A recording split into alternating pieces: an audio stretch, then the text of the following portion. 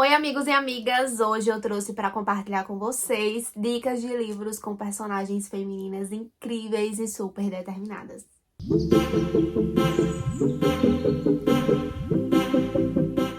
Hoje eu selecionei para compartilhar com vocês algumas dicas de livro. Na sua maioria são livros escritos por mulheres, mas nem todos.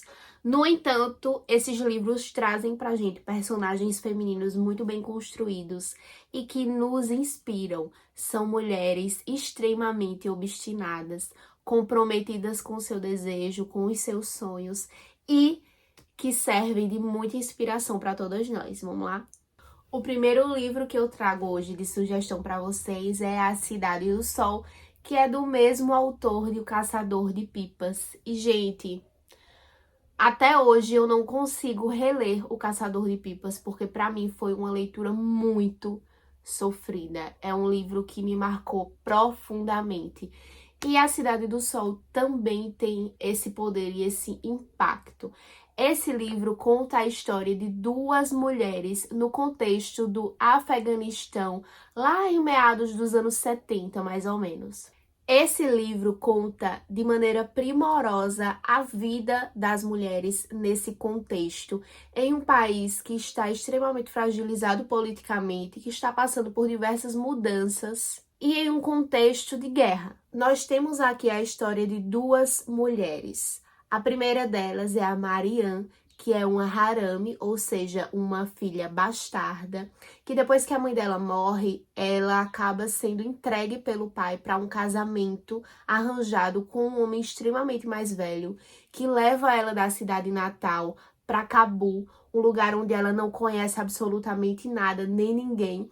E esse casamento é extremamente abusivo. Em Cabul, ela conhece e a sua trajetória se conecta com a trajetória de Laila, que é uma menina super jovem, revolucionária, filha de um professor, instruída, mas que teve também sua vida transformada pela guerra. Ela é órfã de irmãos, os irmãos dela vão lutar na guerra. A mãe fica depressiva porque é extremamente apegada aos filhos, não tem tanta afetividade pela filha, então acaba deixando a Laila um pouco de lado. Ela tem essa presença de mais afeto e mais acolhimento por parte do pai. O melhor amigo da Laila e um possível amor, primeiro amor que ela tem, é por um rapaz amigo dela, Tariq, que tem uma perna amputada também em decorrência de todo esse contexto de guerra. Então, essas duas mulheres com trajetórias tão diferentes acabam tendo suas histórias cruzadas nesse livro. A gente tem aqui a história de duas mulheres incríveis, extremamente determinadas para conseguirem sobreviver no meio de um contexto social extremamente turbulento. São mulheres que lutam pelo direito básico à vida, à liberdade, a ser vista na sociedade como um ser humano. Infelizmente, esse livro não tem um final feliz, mas ele retrata com muita clareza e com uma riqueza de detalhes muito grande esse contexto de privação que as mulheres sofrem. É muito impactante quando o livro retrata a chegada do Talibã ao país e como os direitos das mulheres são ceifados. Então é um livro que traz muitas reflexões pra gente. Como eu disse, não temos um final feliz. É um livro que retrata muito da realidade, mas traz para que a gente se inspire a trajetória de duas mulheres aparentemente diferentes, que vêm de realidades diferentes, de contextos distintos, com idades também diferentes, mas que estão ali agora nas mesmas condições e lutando pelo mesmo propósito, que é ser vista como realmente um ser humano em uma sociedade tão complexa. É uma leitura que com certeza vale a pena e as personagens nos inspiram muitíssimo. Seguindo o ensejo de narrativas que trazem duas mulheres e que suas histórias se cruzam, essa outra sugestão de leitura também tem um pouco disso e é A Pequena Loja de Venenos. Eu já falei brevemente sobre esse livro aqui no canal em um vídeo anterior, mas aqui a gente também tem mulheres que, embora estejam em um contexto social e histórico até totalmente diferentes, têm suas histórias cruzadas e são mulheres que estão totalmente comprometidas em correr atrás dos seus objetivos. Em A Pequena Loja de Venenos, a gente tem a história da Nella, que é uma boticária que viveu em Londres no século XVIII e herdou da mãe uma farmácia natural que atendia exclusivamente mulheres. Foi com a mãe que ela aprendeu todas as propriedades medicinais das plantas e que conseguiu dar continuidade após o falecimento da mãe no trabalho de atender exclusivamente mulheres e fornecer a elas remédios. No entanto, com o passar do tempo e algumas desilusões, a Nella acabou precisando camuflar a sua farmácia natural e continuou a atender exclusivamente mulheres, mas passou a fornecer, além dos remédios naturais, venenos para que as mulheres conseguissem resolver situações problemáticas, como, por exemplo, relacionamentos abusivos, homens abusadores. E assim ela passa a dedicar sua vida a guardar o segredo de centenas de mulheres que precisam da ajuda dela para resolver essas situações de violência e de abuso. Paralelamente, na história, nós conhecemos Caroline, ou Caroline, como queira, que é uma mulher que está com uma viagem marcada para Londres, e essa viagem seria em comemoração ao seu aniversário de casamento. No entanto, dias antes de ir, ela descobre que está sendo traída pelo marido. Mesmo assim, ela resolve ir sozinha e aproveita essa viagem para tentar se reconectar consigo mesma, entender a partir dali o que é que ela vai fazer da vida dela. E durante seus passeios na Londres atual, ela acaba encontrando elementos históricos que a instigam, e ela é uma historiadora por formação, mas que não está atuando na área. E ela sente esse chamado. Ela é convocada de alguma forma nessa fase, nesse processo de se reconectar consigo mesma, a ir atrás da história dessa mulher que ela conhece a partir de um frasco que ela encontra na lama do rio e verificar se a dona desse frasco realmente existiu e quem era ela. E é assim que a história dessas duas mulheres se cruzam. A Caroline, nos dias atuais, tentando investigar se o frasco, se a boticária dona daquele frasco que ela encontra no leito do rio realmente existe ou se é apenas uma lenda. E a boticária no fim do século XVIII, que está ali vivendo escondida e ajudando mulheres e registrando no seu caderno a história dessas mulheres que ela atende e que ela ajuda. No meio disso tudo, a gente tem também uma outra personagem feminina, que é a Elisa, uma menina extremamente jovem, curiosa, muito inteligente, que trabalha para uma das clientes da Nella, que vai até a Nella buscar esse veneno em nome da sua chefe, em nome da sua patroa, e que acaba demonstrando um grande interesse pela Nella, pelos conhecimentos que ela tem, e se torna amiga da boticária. Esse livro ele traz diversas reflexões pra gente. A Nella, mesmo sabendo o poder dos venenos que ela oferece para essas mulheres, em momento nenhum sente culpa pelo que ela faz, porque ela entende que isso é uma maneira de proteger essas mulheres que são desconhecidas pela história. E é exatamente isso que ela faz ao registrar o nome de cada uma delas no seu caderno, registrar a história dessas mulheres que é silenciada pela violência, que é silenciada pelo patriarcado, que é silenciada pela narrativa masculina. A Nella é uma boticária que sabe exatamente o poder que os homens têm na sociedade onde ela vive e como esse poder desfavorece as mulheres.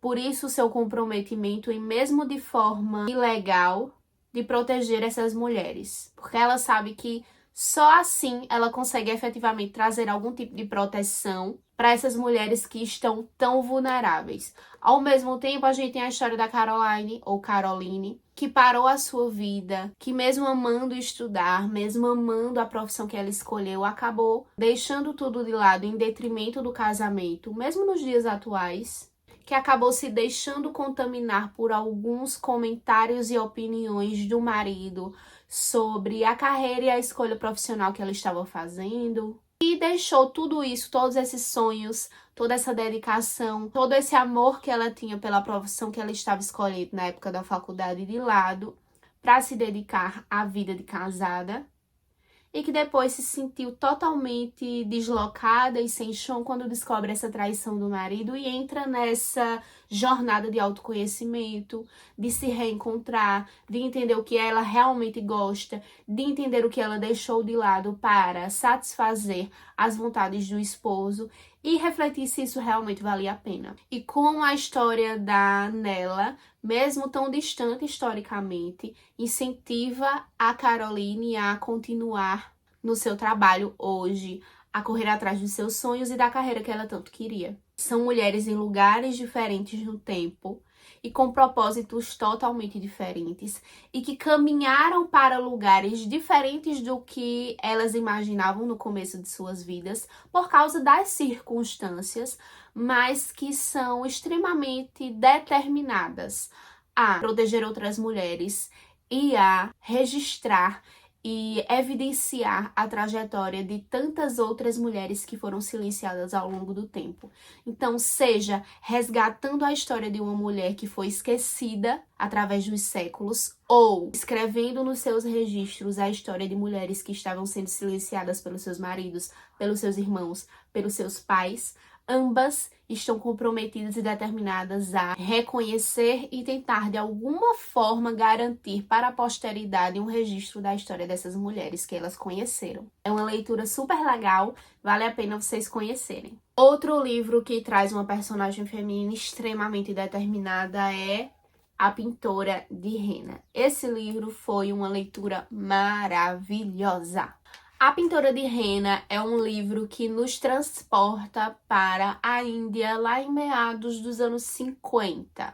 Nesse livro nós conhecemos a história da Lakshmi, que é uma pintora de henna que tem uma vida super complicada e que busca incansavelmente o sucesso profissional e pessoal em uma cidade que não é a cidade natal, mas que foi a cidade que ela escolheu para ser o seu lar.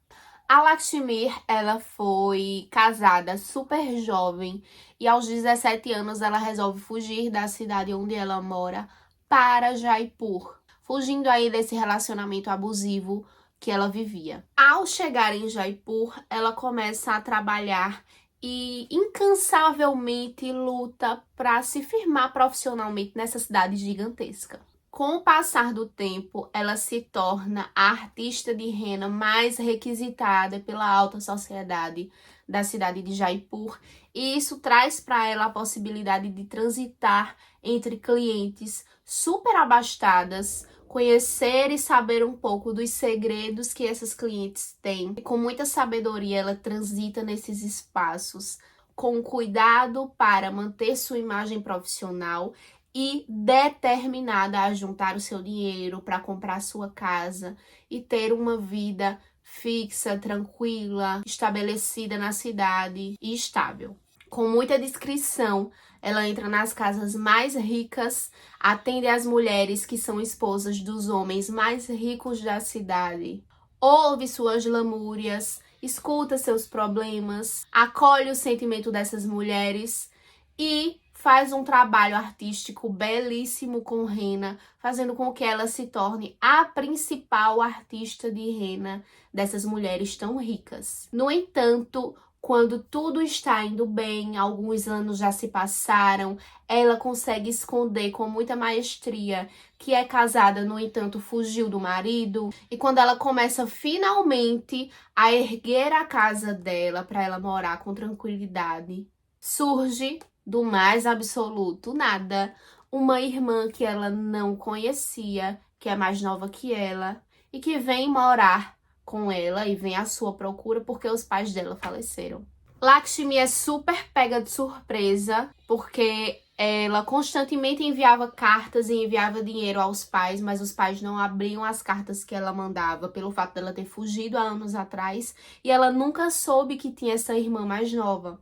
A irmã é um pouco imprudente, mesmo a Lakshmi tentando conduzir e educar no sentido de instruir essa irmã mais nova, de como ela deve se portar na cidade grande, de como ela deve conversar com essas mulheres que são ricas, de como ela deve se comportar nesses ambientes que são tão diferentes da realidade de onde elas vieram, mas que elas precisam saber entrar e sair desses lugares para conseguir se manter nos seus trabalhos. A menina é um completamente desastre, ela se precipita, ela coloca os pés pelas mãos diversas vezes e isso acaba prejudicando o trabalho da Lakshmi. E aí é quando ela vê toda essa solidez, toda essa imagem inabalável que ela conseguiu construir depois de tanto tempo começar a ruir. E aí as mulheres, as principais clientes dela já não querem mais ser atendidas por causa de diversos burburinhos provocados pela irmã dela. Ela começa a ter dificuldades financeiras porque se ela perde clientes, ela fica com dificuldade para manter a obra da casa. É uma série de situações que fazem com que tudo isso que a Lakshmi passou tantos anos construindo, uma imagem ilibada, uma reputação profissional boa, a casa que ela estava quase terminando, tudo isso que ela demorou tanto tempo começa a ruir. E aí a personagem precisa se reencontrar, precisa com muito jogo de cintura tentar entender a partir disso como é que ela vai se posicionar. E quais são as novas opções de caminho, de trajetória, de vida que ela vai construir diante dessas mudanças que ela não esperava na vida dela. O cenário da Índia na década de 50 é extremamente exuberante, foi realmente uma viagem sem sair de casa. O livro é maravilhoso e eu indico sem sombra de dúvida para todos vocês. O outro livro que eu trago como indicação é um livro que me emocionou muitíssimo. Eu não vou falar muito porque tem um vídeo específico sobre esse livro aqui no canal, mas A Garota que Não Se Calou é um livro que todo mundo deveria ler. É uma obra fantástica. E ele conta a história de Aduni, que é uma menina que mora numa vila nigeriana e que precisa, infelizmente, casar com um homem mais velho em um casamento arranjado. E isso faz com que ela acabe precisando desistir do seu sonho de estudar. O principal sonho dessa menina é estudar. A mãe dela, antes de morrer, falava incessantemente que é a educação que vai dar a ela poder de voz, que vai dar para a Aduni o poder de falar e ser ouvida. E a Aduni abraça isso como um propósito de vida, e o sonho da vida dela é estudar. No entanto, quando a mãe morre, o pai dela a vende para ser terceira esposa de um cara extremamente mais velho. E depois de muita coisa, a Aduni consegue fugir e vai para a capital tentar mais uma vez seguir esse sonho de estudar. É uma história extremamente emocionante, que para mim foi muito marcante, porque traz a vivência de uma menina que, tão nova, precisou se colocar em uma posição de enfrentamento do mundo, quando todo mundo dizia que ela não ia ser nada, que ela não ia ser ninguém, que ela era apenas uma pessoa que precisaria ceder ao que estava sendo imposto. Ela se agarrou à voz da mãe já falecida, que dizia que o estudo era a única opção que ela tinha para ser ouvida. É uma história de uma menina extremamente corajosa, obstinadíssima em realizar aquilo que ela acredita que é o que vai transformar a vida dela. E eu, particularmente, me conectei muito com esse livro. Indico, sem sombra de dúvidas e de olhos fechados, principalmente para quem já foi minha aluna, esse livro aqui corrobora muito do que eu falo sobre o poder da educação. É uma história fantástica que vale a pena vocês lerem. O próximo livro que eu vou indicar pode ser um pouco polêmico, mas eu tenho certeza que vocês vão ter senso crítico para lidar com ele, que é O Livro dos Anseios. Esse livro foi uma leitura super legal que eu fiz e eu trago como indicação porque ele tem uma personagem feminina maravilhosa. Ele já começa com uma frase super pé na porta, que eu vou ler para vocês. A primeira frase é: meu nome é Ana. Fui esposa de Jesus, filho de José de Nazaré. Escuta-me. Esse livro, ele conta uma história ficcional. E essa história é ficcional. É ficção. Só para deixar claro. Esse livro conta a história ficcional de Ana, que é uma mulher que foi esposa de Jesus, mas que foi silenciada pela história. É um livro que traz uma perspectiva muito interessante, que deixa a gente pensando, e se? Será que é possível? E a gente vai perceber que sim, é possível.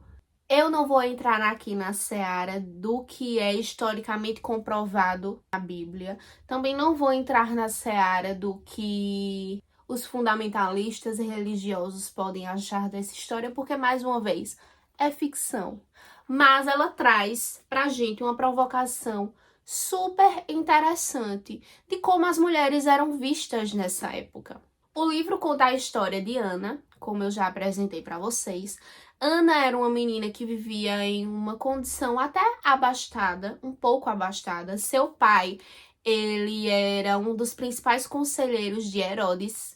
E ela cresceu em um âmbito familiar que proporcionou para ela muitos privilégios. Embora a mãe fosse contra ela aprender a ler, por exemplo, o pai constantemente a incentivou a ler e escrever. E ela cresceu com o sonho de ser escritora. Quando ela chega na adolescência, que é a idade onde comumente as mulheres se casam em seus casamentos arranjados, a mãe a leva para conhecer quem seria o seu esposo, que é um homem extremamente mais velho. A Ana entra em pânico porque ela não quer casar. Ela sabe que a primeira menstruação vai marcar esse período de início, né, de procura para esse esposo. Então ela tenta esconder da mãe a primeira menstruação, mas a mãe percebe e a leva para conhecer esse homem, esse senhor, que vai ser o esposo dela. Ela entra em desespero total, porque na verdade tudo que ela quer é escrever. Nesse interim, ela conhece Jesus. E isso para ela se torna um alívio, porque ela não vai precisar se casar com um homem extremamente mais velho que ela não conhece. Ela vai conseguir, portanto, casar com uma pessoa que minimamente parece ser gentil, que já ajudou ela e que ela teve aí uma certa identificação e uma pessoa que despertou o interesse dela. Então Jesus é a desposa. No entanto, quando ela se casa com ele, que vai viver na casa onde ele mora, ela vê que há uma diferença muito grande de realidade. Ela vinha de uma família abastada, Jesus era de uma família extremamente humilde, a casa dele não se comparava à casa onde ela morava, era uma casa que abrigava muito mais pessoas, uma casa extremamente humilde, e ela iria precisar contribuir com os serviços domésticos, que eram atividades que na casa dela ela não desempenhava, então ela vai precisar aprender do zero. Enfim, esses são os desafios iniciais. Além disso, nesse primeiro momento, ela vai precisar deixar a escrita de lado. Mesmo Jesus a incentivando e valorizando esse talento que ela tem, ela vai precisar deixar isso de lado para se dedicar à vida no lar. E ela tem sempre essa percepção de que é um sacrifício temporário, que logo menos ela vai poder se dedicar à escrita como ela tanto deseja. Na história, a Ana é irmã de Judas. Eles, na verdade, são como primos que foram criados juntos. Portanto, eles têm esse laço de irmandade. Ana também tem uma tia, irmã de seu pai, que foi uma mulher que viveu reclusa por muito tempo nos terapeutas, por ser uma mulher que desafiava a estrutura social da época, por ser uma mulher subversiva. Ela foi ameaçada e correu o risco de ser presa. E para não ser presa, ela se recolheu com um grupo de estudiosos, de pessoas, filósofos, pessoas que viviam para a espiritualidade em um lugar recluso, e essas pessoas são chamadas de terapeutas. A tia de Ana viveu lá durante anos para não ser presa, porque ela estava sendo acusada de ter matado o marido. E aí, anos depois, ela sai e volta à casa da família. Quando Ana se casa com Jesus, Ana a leva. E aí, essa tia também vai ser a figura maternal da Ana e que vai sempre também incentivá-la a continuar escrevendo. E nesse processo de escrita, a Ana vai querer sempre se debruçar, estudar e registrar a história de mulheres que foram silenciadas. Algumas dessas histórias que a Ana começa a registrar nos seus escritos são histórias de mulheres que ela conheceu, que foram totalmente injustiçadas, violentadas, e que são nas páginas dos seus pergaminhos que a Ana vê a possibilidade de registrar, reconhecer a importância dessas mulheres e valorizá-las. No meio disso tudo, a Ana, que passa ali anos casada, se dedicando ao casamento e feliz nesse casamento com Jesus, que é uma pessoa que ela ama, ela vive vários dilemas. Tanto o dilema de constantemente se perguntar quando ela finalmente vai poder se dedicar à escrita, quanto também o dilema de ser ou não mãe. E aí diversas coisas acontecem até que Ana precisa, por questões familiares, sair da casa onde ela mora com Jesus e ir para outro lugar para ajudar a tia a tentar localizar uma filha que ela teve há muitos anos atrás e que ela precisou se separar dela. Enquanto Ana está tentando resolver essas questões familiares, dando apoio à tia, vivendo seus próprios dilemas, Jesus está ficando cada vez mais radical no seu ativismo. E aí a gente tem um momento de ruptura nesse casamento, não de separação total, mas de separação física, onde cada um está em um lugar. Ana quer se juntar a Jesus nesse ativismo, no entanto, ele entende que isso é perigoso para ela e pede para que ela não o acompanhe.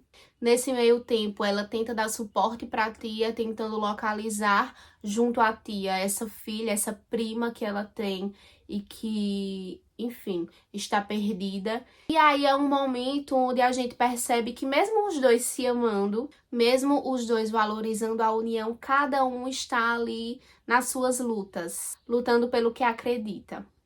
E é exatamente nesse momento de separação física onde a história, o ativismo de Jesus toma proporções muito grandes e Ana não é vista com ele. Então, seria nesse interim que Jesus se torna a figura ativista tão radical e que representa aquele povo com tanto afinco, mas por não estar com ele, não estar com o grupo o acompanhando, ela acaba não sendo conhecida pelo povo e a história dela acaba sendo esquecida. Ela não é conhecida, ela não tem a sua imagem associada à imagem dele, ela não está com ele. E isso faz com que as pessoas não a conheçam, não saibam que Jesus tem uma esposa. Enfim, depois de muita coisa, Ana acaba a sua vida realmente conseguindo se dedicar à escrita e passando o resto de sua vida registrando nas suas páginas dos seus livros a história de diversas mulheres que ela estudou, que foram suas antepassadas e que tiveram suas vidas registradas por pouquíssimas pessoas, e ela faz questão de escrever para reforçar a importância dessas mulheres antepassadas e também registra nos seus livros a história de diversas mulheres que ela conheceu, que passaram pela vida dela e que, se não fosse ela registrar, também seriam histórias perdidas. É um livro que traz pra gente muito essa reflexão de que somos nós, mulheres, quem vamos registrar a história das mulheres. Que a gente não deve esperar que os homens façam isso. E que se a gente não faz, que se a gente não registra, essas mulheres vão se perder no tempo e que as próximas gerações podem não conhecê-las. Mais uma vez, pode parecer um livro polêmico, mas é um livro muito interessante, traz diversas provocações, faz a gente tentar ver uma história que a gente já conhece tão bem, né? Sob uma nova ótica e nos perguntando sempre, e as mulheres que viviam naquela época, naquela região? Quem foram elas? O que é que a gente tem de materialidade para entender a trajetória das mulheres que viveram naquela época? E muitas vezes a gente não tem esses registros e esses documentos. Então, esse livro é uma provocação fantástica para a gente tentar entender um pouco mais, para a gente se questionar sobre quem foram essas mulheres e como a gente passa para as próximas gerações as histórias das mulheres importantes que viveram até hoje. Outro livro que tem uma história extremamente instigante e uma personagem feminina muito determinada é Os Sete Maridos de Evelyn Hugo, e a gente sabe que esse livro não fala sobre os maridos de Evelyn Hugo, mas é um livro que traz pra gente uma personagem feminina extremamente forte e que, com os recursos que ela tinha, com as informações que ela tinha, ela conseguiu dar o seu máximo para tentar atingir os objetivos que ela queria e que ela conseguia naquele momento. É um livro super legal, já foi aí muito indicado nas redes sociais.